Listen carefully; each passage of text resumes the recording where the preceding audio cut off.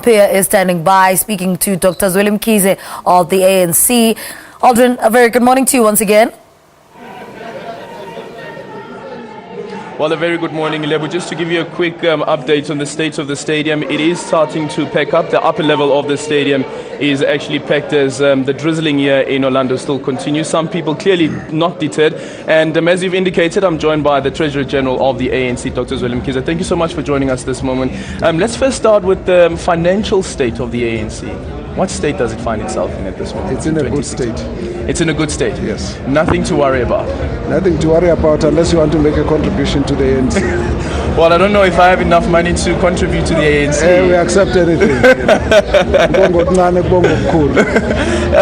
The reason that I asked this question is because of a decision that's been taken now to have all major big events to rather hold them in Gauteng, like for instance the elective conference. That's what I understand.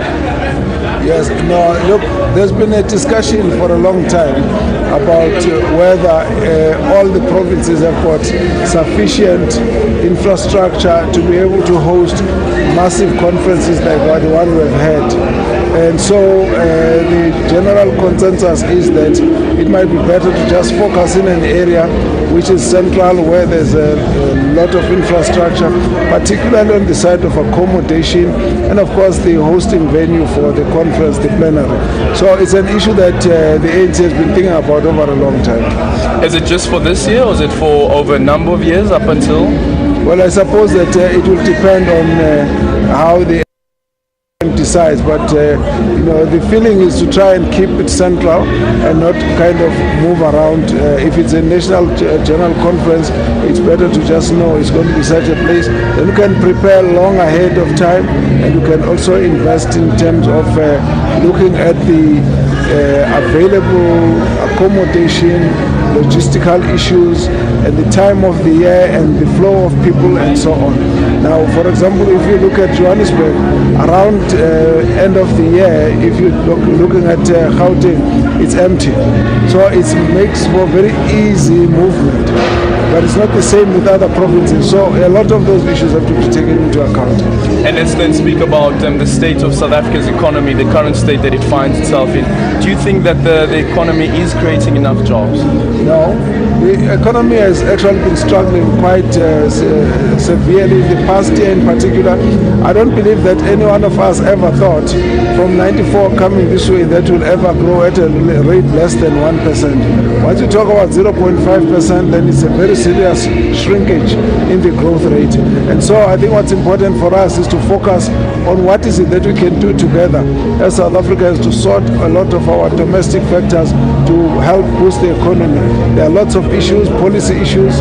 There are issues that relate to the industrial relations. There are issues that relate to the levels of skills that we've got. And so even the climate of confidence, investor confidence, we have to build very much on that. And I think that something already was started last year with the regular dialogue between government and business and labor. It's really yielded a lot. I think South Africans need to know that the issue of building investor and business confidence is a collective effort. And so we have learned that lesson, and we are hoping that we will be able to build on that and really make 2017 a much better year in terms of growth. I just quickly want to ask you this question just before we wrap, just in a few seconds maybe. President Jacob Zuma last year deciding to send the FIC amendment bill back to Parliament due to constitutional reasons, while the NEC had already decided that he should sign the bill. Is that a problem? No, it's not a problem. The NEC had said the bill needs to be processed, it must move on. And so the president said, look, he had been applying his mind. He feels that the bill needed to be sent back. What we cannot take away from the president is his power, authority, and prerogative to apply his mind on a bill that's to the president. So we expect that the processing of the bill must be expedited, and that it is not an issue between NEC and the president. It's just an issue of the NEC indicating that we would want to see the process moving forward, but understanding that the president has got particular processes. Well, thank you so much. There you have it from Dr. Zweli Mkhize speaking there about the Financial Intelligence Amendment Bill, which has been sent back to Parliament by President Jacob Zuma. Quite a critical issue for some economists as well as business leaders. It's back to you, Lebu, in studio.